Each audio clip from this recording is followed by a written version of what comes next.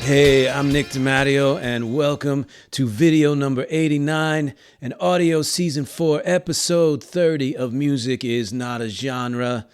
Thank you, as always, for listening and watching. You can support this podcast on patreon.com/musicisnotagenre, where you get early releases of everything and exclusive content and input on future episodes. You can also support at anchor.fm/musicisnotagenre. That is the audio hub, and you can donate anything you'd like there. My public hub is youtube.com/Nick DiMatteo. As always, there's a lot there, including music. And the new home of Music is Not a Genre is nickdimatteo.com/podcast. Please go there. You can click anything as far as listening and watching, and the text and all of the links to music and information, and even ways to support this podcast, which is always appreciated. Let's get to why I am talking in this voice, and that is this week's topic: Primo, Dreamo, Emo, Screamo, Gleamo, Femo, rap. Real emo doesn't exist. And neither does that accent. Listen, I'd love to do the accent for the entire episode. It'd be fun, but that's not what I'm going to do because, you've come here to enjoy my mellifluous tones. And that's the idea. So if you've been watching and not listening, you saw my wonderful hoodie, purple, and this t-shirt here, Dark Quiet Death, which, if you know what it is, awesome. And if not, look it up. It's fun. And for those of you watching or listening and who can't see, again, there's an array of CDs here that I will be talking about today. Not every one in detail, but they all bear on the central theme of this podcast.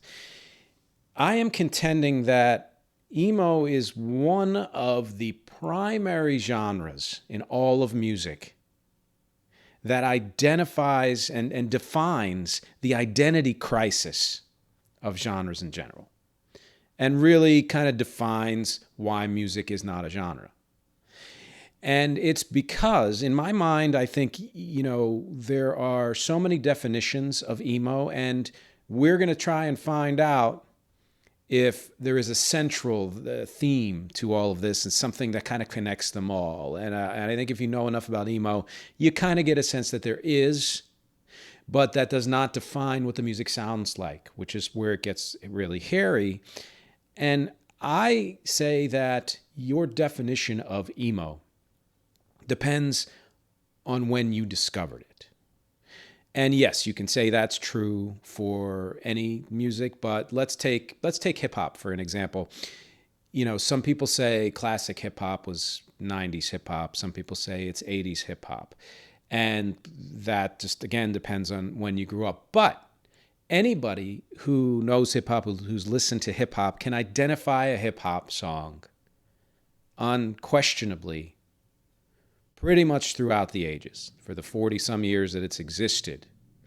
And even though the styles have changed and the influences have changed and how hip-hop mixes with other types of music has absolutely changed, I think there's no question that you know a hip-hop song when you hear it. That doesn't mean that there aren't other songs not generally centrally in the realm of hip-hop that incorporate hip-hop. That's a different thing. But I think in this case, like I said, you kind of know it when you hear it. Whereas with emo, I know from personal experience that there are bands that have been called emo that I would never have identified as emo. And that doesn't mean that they're not or is anything. Again, does it really exist? But it does mean that it's much harder to classify, it's much harder to codify and to define. And I like how this ties into the book review or book talk that I did, Major Labels, Kelavasane's book, because it really, to me, is a counter-argument to the idea that it is easy to define a genre. And since I think that your definition of emo is based largely largely on when you discovered it. Let me go through all the terms that I threw in at the title, some of which are real, some of which I made up, to kind of give you an idea of where I'm coming from with this and where you might be coming from in terms of what you think of as emo. Okay. Which will also give this somewhat of a history. And I'll discuss where I come in on this, et cetera, et cetera. So the first term that I threw up there was primo.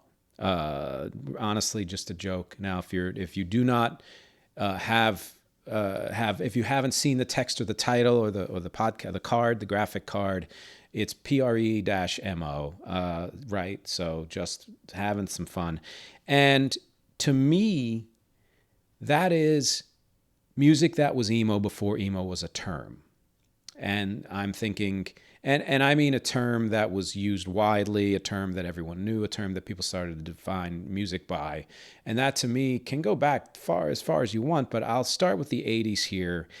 And, bands that have been name checked for this kind of influence, huge, heavy influence on emo, bands that kind of predefined emo, let's say, would be Rites of Spring and subsequently Fugazi. And I think that's the biggest one. And what they were doing, of course, it was a response, as so much music is a response to previous music. And in this case, it was response to the harshness of punk in terms of its relentlessness and in terms and lyrically as well. And so bands like Rites of Spring were doing sensitive personal lyrics, not afraid to be vulnerable. Their vocals were more vulnerable. They weren't as necessarily as aggressive or shouty. There was still the idea of guitars that could be both soft and loud, which of course also influenced grunge, but in a different way. And that's the primo that I'm talking about. And I think I'd also like to give a nod to The Cure.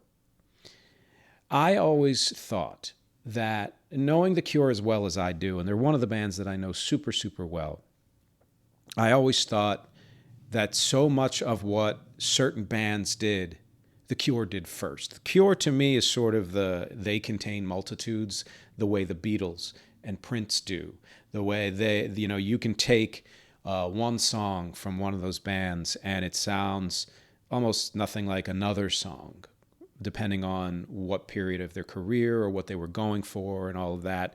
And not only is that great for them and great for the listener, I think, but also what it did was set up multiple threads of influence. So there are people who were heavily influenced by the Beatles who went in one direction. Let's say Black Sabbath, Ozzy Osbourne always said that the Beatles were a huge influence. And another direction might be the Elephant Six Collective, which was the psychedelic part of the Beatles. And that's even more direct. And you can go indirect and talk about power pop and things like that. I think The Cure is the same way, where they had kind of that jangle pop, but they also had kind of more of a dark goth, shoegaze even, straight up, pop, dream pop, and absolutely emo too. So no, Cure's not an emo band. I don't know anybody who would call them that. But even in terms of how Robert Smith dresses and the makeup and all of that, there's a certain point at which emo and goth kind of cross over. And even though The Cure goes beyond all of that, you can see the seeds and the germs in there, especially in the album 17 Seconds, Faith and Pornography. That was kind of that 3 where it was darker there. And many of those lyrics were, personal and all of that. And I'd also like to give another quick nod to Husker Du, one of my all-time favorite bands. And no, again, not emo, certainly not in sound. If we're trying to define what that sound is, they're more straight-ahead post-punk, but the way the lyrics were written is clearly an emo kind of thing there. So you can see where they would be an influence. And then the next era, which a lot of people call the first wave of emo, I call DREAMO. And it's honestly just to come up with a term, that had the emo thing in there. And the way I see it is this was early, mid 1990s.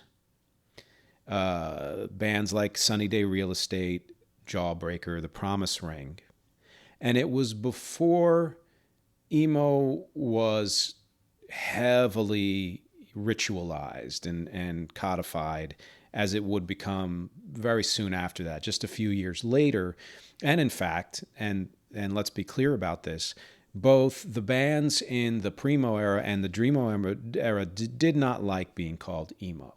And I think in general, you can talk to any musician, and other than their let's say their level of vitriol will depend on why they're answering the question or what the context is. But in general, musicians don't like to be defined by one term. I call my band Rex Music Electro Power Pop, which is relatively specific, but it doesn't nearly encompass everything that Rec does. I don't bristle if somebody were to call me that or something else entirely, because if that's what they hear, that's what they hear, and that's wonderful.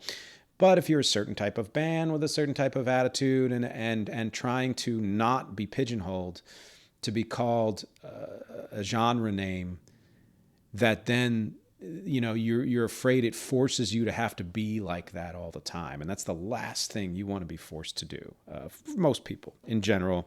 And Sunny Day Real Estate certainly hated that to the point where they said that they weren't. But I think anyone looking at the history of emo has to mention them. And you'll see here in my diorama there, the Rising Tide, which was their last album. I also owned How It Feels to Be Something On, which for me was just an absolute, there's an album that changed things for me, and it kind of blew me away in a lot of ways. And yet the first time I actually heard Sunny Day was their song 7, I'm pretty sure. If memory, is faulty, whatever. And that was because I saw them on a music video show, not MTV. It was some other one, and I can't remember it. But I loved the video, and the music just threw me for a loop because I had been listening to so much grunge and hip-hop at the time that it came out of left field in a way that felt familiar. It had elements of 80s music. And I'll go into some of the other bands and things that it sounded like to me a little later. But the way it hit me was, oh, wow, this is something I have to really dig into. And that is where I came into the picture as far as, I'll say this, being curious about what emo was. And I'm not entirely sure that I was aware at the time that Sunny Day was considered an emo band, which great, right?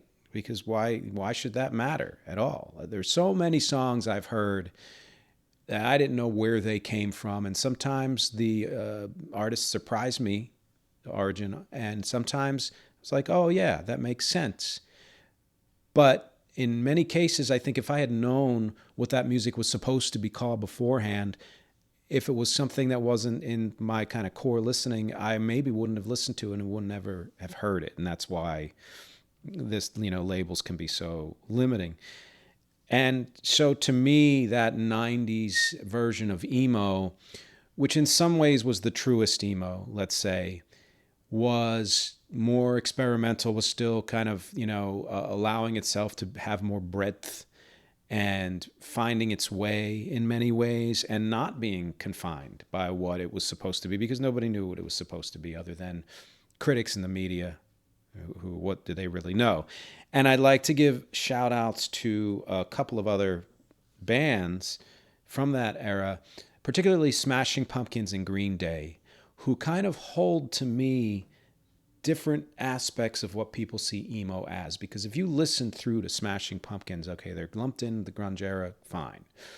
But they have professed that they were heavily influenced by The Cure, and yet had the sound they had and a little bit of a harder sound. When you go through, the lyrics and the way the vocals were done, to me, that really just strikes as emo, and much more than any other grunge band or band of that era, certainly. And yet again, Smashing Pumpkins did more than that in many ways, so they were not necessarily lumped in underneath that moniker, that genre name. And Green Day kind of falls more into, so let's say Smashing Pumpkins sounded more like the other 90s emo bands. Green Day sounded more like bands that would come to be called emo later in the late 90s, early O's. And even though no, they're not, they're kind of post-punk, new punk revival, that kind of a thing. Although they started pretty much in the post-punk era or at the tail end of it, they had elements of the sensitivity of lyrics and vocals that did not beat you over the head all the time, which can happen in some punk and metal. So name check those. And then Weezer is often cited as being an emo band. I experienced Weezer when they came out and through their years, and I understand the association, but there is no part of my brain that has ever thought of them as emo. Not at all. Partly because of how the music is produced and the kind of cheekiness of Rivers Cuomo. And even though he does write personal lyrics in many ways, and people will cite Pinkerton and all of that, that's just not, Now, partly that's because what I considered emo at the time, to me, didn't really sound anything like that. And what emo would become did sound more eventually like Weezer. But Weezer's all over the place, in a good way. No, I just don't think they qualify, which brings me to the next era. And I just called it emo. And why did I call it emo? Because that's really when I came into the picture. And this is sort of proving my point, which is call any of these eras and bands emo, or don't. They don't care, and you shouldn't care either. But for me, when I became super, super actively aware of emo was in the late 90s, early 2000s with bands like Jimmy Eat World. I'm pointing Weatherman Point here with the 3 albums that I own of theirs, Bleed American Futures and Chase This Light. Hard to see a couple of them because they're stuck in the back there, but you can always look up what the covers look like. And I remember Bleed American as being an album that really changed the course of my music in some ways. You will hear on Rek's first album, Parts and Labor, clear influence. And even up to Rek's most recent album, Synergy for the Weird. And there's some music that I've featured. I'll feature one song at the end, of course, and then I have a couple of other links that to me kind of, connect to what we're talking about here and the influences and how different songs that are considered emo can be. And it's that sort of more, somewhat more ritualized, but still had a rawness to it. And the confessional lyrics are there, and the willingness to be soft when it was appropriate or when they felt they wanted to, and the willingness to go hard as well. And another band that kind of defined that for me was Dashboard Confessional. So the Places You Have Come to Fear the Most, a Mission to Mark a Brand of Scar. I believe I got that right. Chris Carrabba from Further Seems Forever. And that was another one where I was like, oh, you can do that? And I've said this so many times in so many podcasts, it just hit me as, oh, you can do that. And that, even though I had been doing music prior to any of these bands that had those elements, particularly a song called Your Sweetness, which is, I believe I put a link to, that era with Jimmy Eat World and Dashboard Confessional, 2 in particular for me, although Saves the Day, Newfound Glory belonged to that era, really pushed things in a different direction and brought emo to the forefront in the pop world as well. And I'm going to go for some tangential bands, again, that have sometimes been connected to emo or called emo. And these are bands that I never thought of as emo. I can understand, again, why they would have been called that. But to me, strictly speaking, if there's anything that is strictly speaking here, no, I don't really see it that way. And those are, and You Will Know Us by the Trail of Dead, that album I have all the way over there. At the Drive-In, who I've talked about in a previous episode, morphed into Mars Volta and all the bands, the Anti-Mask and all the ones they did after that. Bosnian Rainbows, yes, were not certain. They weren't emo because they went in a different direction. But you can hear, in a sense, why At the Drive M would be considered that. Although there are other terms that have been used for that band, which I think are more appropriate. And then Coheed and Cambria. And to me, all of these bands were more progressive than your average emo band. And that's not a judgment call. It's in terms of their willingness to go in crazy directions with their music. And, get hard in ways that might not be, again, strictly speaking, what you would think of as emo. So I dispute that they are emo bands, but I did love that. There's a song on that album there from And You Will Know Us by the Trail of Dead, Caterwaul, which captivated me. I probably listened to that dozens of times in the car when I had a car and a CD player. Now, along with that era of what I always thought of as emo is screamo. And screamo I've talked about because I did an episode on bands with day names, and we talked about Taking Back Sunday and Thursday, two big ones, and Hawthorne Heights is another one. And this is a personal fave of mine. It's an offshoot. And I think that this is one of those genres that kind of hit the mark with the name, and is stricter than other subgenres. So it's a little easier to define. And there are actually bands now that are reviving the sound, which I think is awesome. And, it didn't last long because it's abrasive and it was a period in time. But some great things came out of it. Just some great things, like the bands Taking Back Sunday and Thursday, two of my favorites from that early O's, mid-O's era. And then, okay, if there's any controversy at all in this episode, here's where it is. It's with the era I call gleamo. Gleam is in shiny, polished. And that's the super poppy, pop punk version of emo. And that's what most people today think of as emo. And if you're older and you grew up with all the other versions of emo that came before it, or even the primo, then when that came, your reaction would probably have been, if it was anywhere near my reaction, that's pop punk. That's not emo. That's more Green Day. And fine for everybody. Again, great bands, great music. Fall Out Boy, Blink-182, Paramore, later Panic at the Disco, Reliant K, Plain White T's, and like 15 or 20 others that all had hits at the time. This was mega. This was mega the way grunge was mega. Emo had been around for a while in the way that grunge was around from the mid-'80s. Before, again, bands like Green River, who didn't like to be called grunge, saying the same story. But it took several years. It took emo, in my mind, even longer to get to a point where it just blew up the radio. And there was still, pretty significant radio at the time.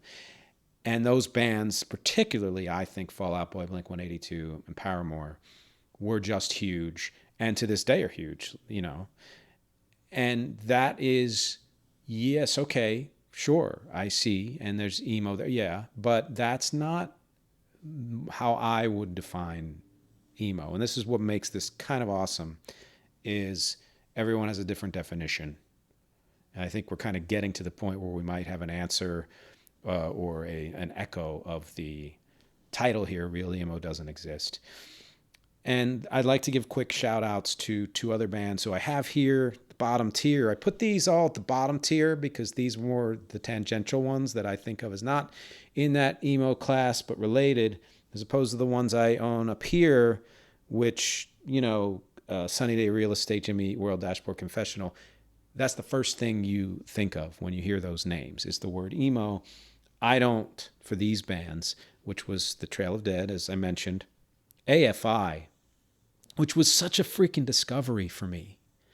Because at the time, to me, they had more edge, let's say, than your average emo band, and were much more kind of like punk metal in a lot of ways, and had a goth element to them and all of that, Davey Havok. And what I discovered in the mid-late O's was that they had been around since 91. And there's some troopers, to go around that long in the underground and not really hit it in any significant way for about 15 years is awesome. And they're still around. They are music lifers, and those are the people I love the most, as you know. And then, of course, My Chemical Romance, which it kind of surprises me in some ways that this even came up as emo. There's a list of bands on Wikipedia that have been called emo, and I would say there's a good 30% I don't know, and of the 70% I do know, I think a good half of them I wouldn't consider emo, such as some of the ones I've mentioned today. And My Chemical Romance falls under that latter category. They more kind of pomp and drama, and there's a gothiness to them.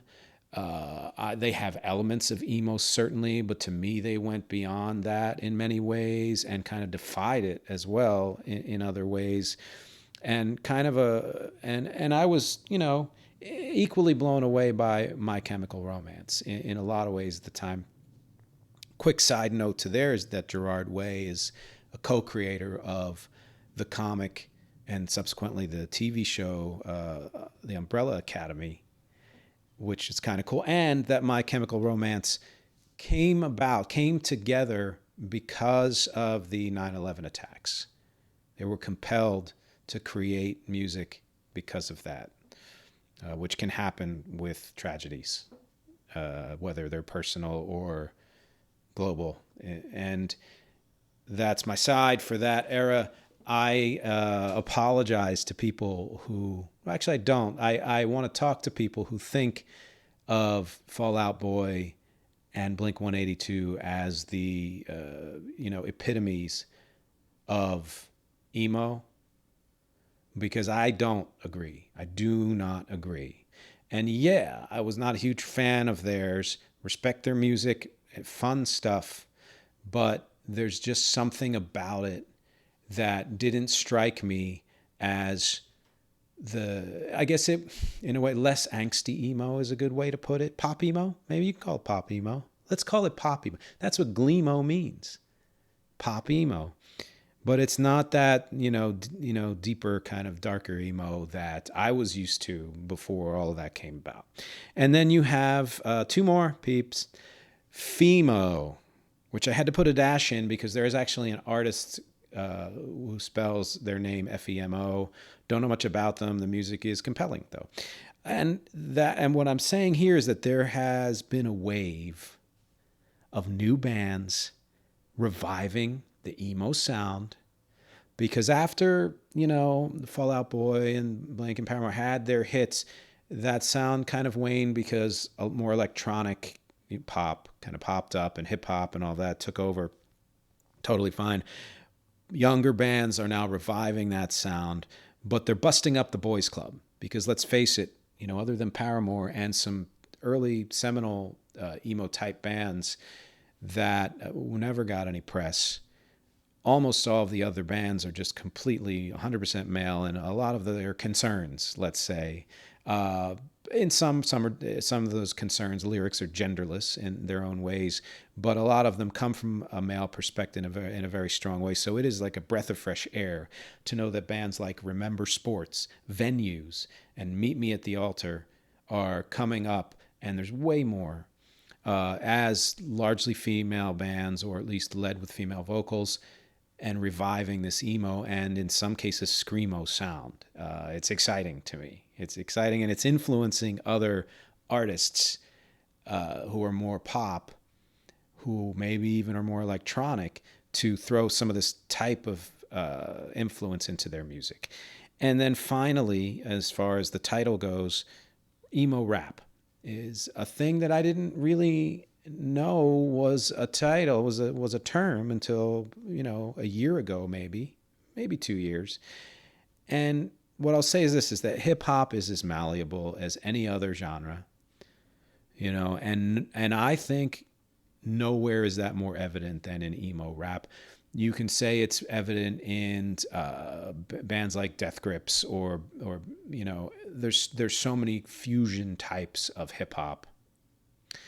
But the way emo rap came about, with the aesthetics of it, how people dress, and what the lyrics were all about, I think that even though sensitive lyrics in hip hop have been around almost since hip hop has existed, maybe not quite from the beginning, but pretty close.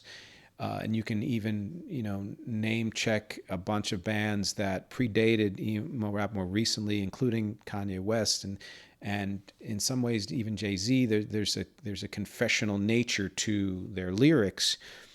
The newer class of emo rappers, whether they want to be called that or not, really rely on those sensitive lyrics and rely on that aesthetic. And that's, I think, again, it's a breath of fresh air in its own way. And it's been controversial because acts like Juice WRLD, Lil Peep, and XXXTentacion died tragically. And as I mentioned with Chris Cornell, it's often associated, well, they were doing that type of music, that was a red flag. I don't ascribe to that school of thought. But you can understand why there'd be an association there based on that whole kind of goth emo thing going on. But at the same time, you have artists like 24kGoldn, Lil Uzi Vert, and Lil Yachty, who are carrying on this so-called emo rap tradition, doing totally fine, and more will come along.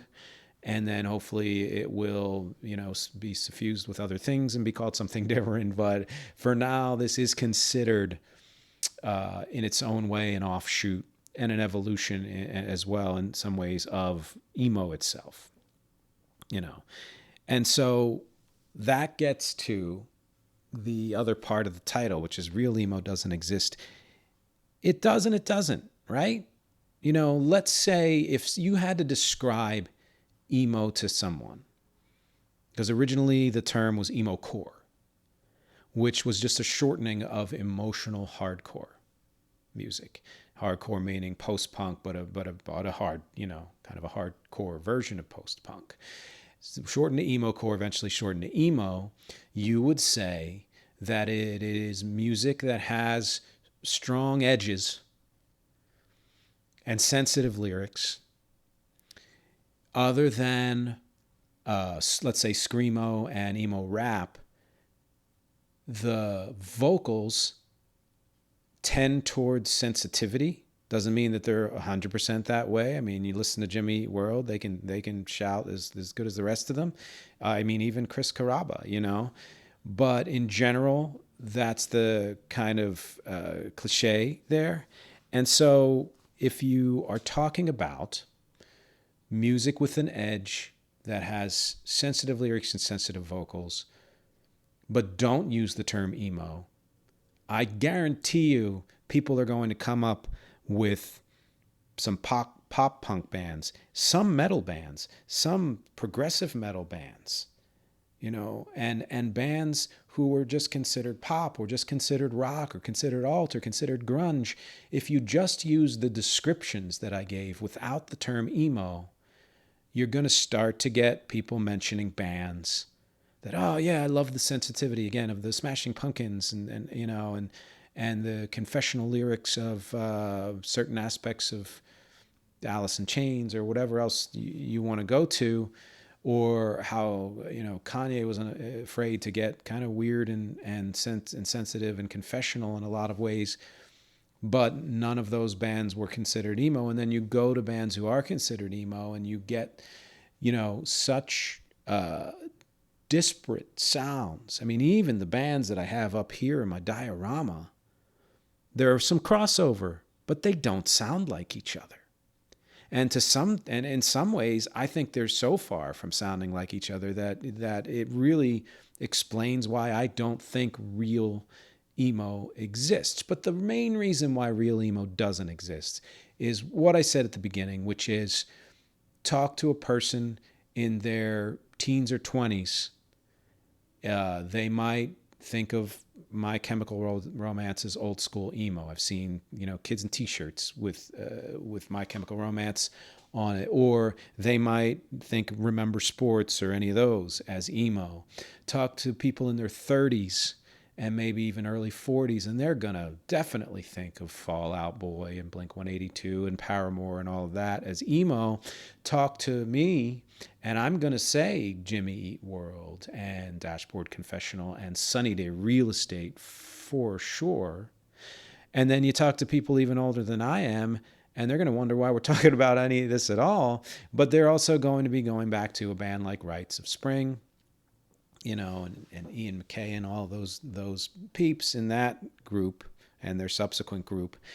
And that, to me, is why real emo doesn't exist. Because if you say one thing is real emo and other things aren't, the way I basically have been, through this podcast, then you are dismissing a lot of what other people think and feel and believe, And so that proves to me even more strongly than many of the other episodes I've done that music is not a genre for a very good reason, which is the more inclusive we can be with how we listen to music and how we think of it and how we talk about it and how we write about it, the better it'll be for listeners and artists and all of that stuff.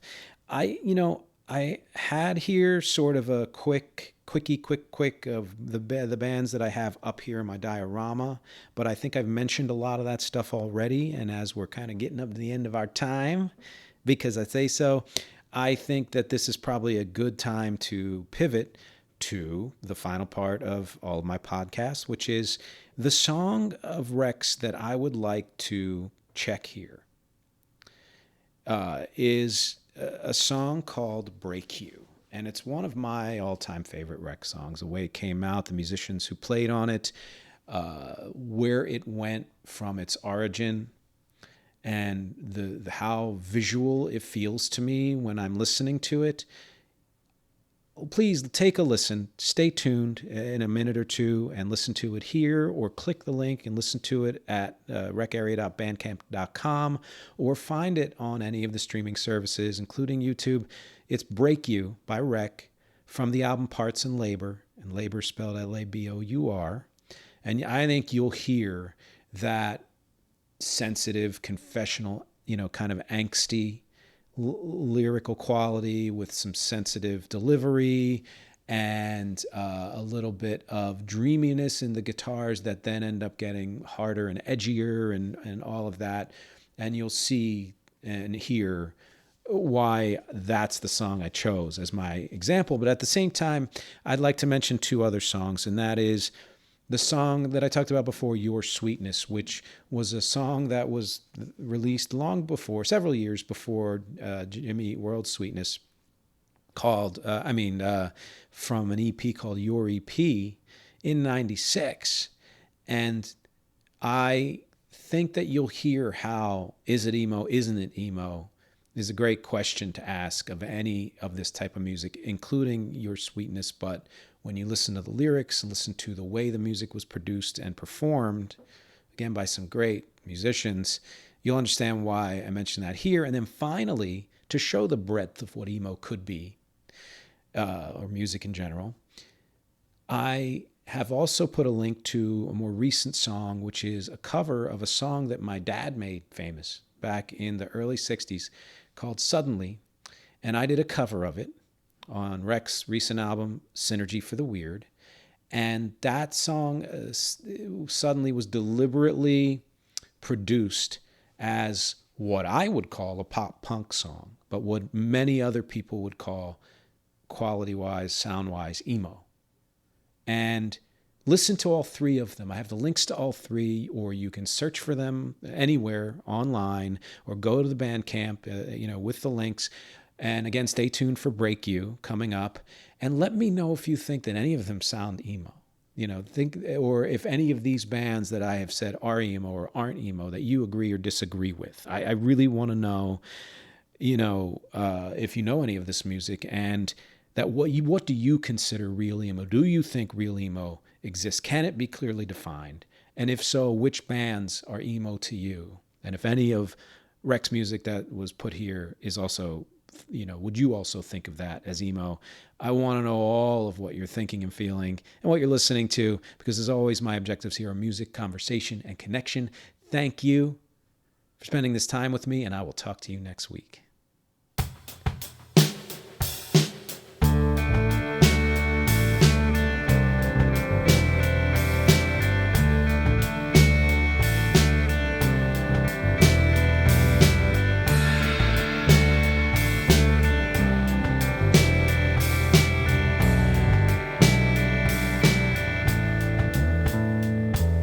Something I wanted to tell you, I don't know how to say. I'll only speak when you want me to. Oh, what do I have to do so I won't break you? Break you. I'll whisper into the pillow, cover my mouth with black tape, tie up my hands with a rope or two. Oh, what do I have to do so I won't break you?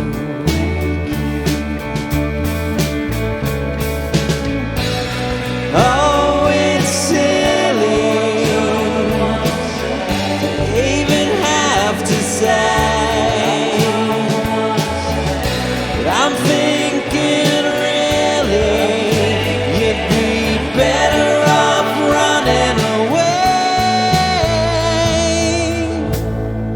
Or I can just throw away all my frustration, bury my anger and pain, toss out the clubs, knives, and ammo too.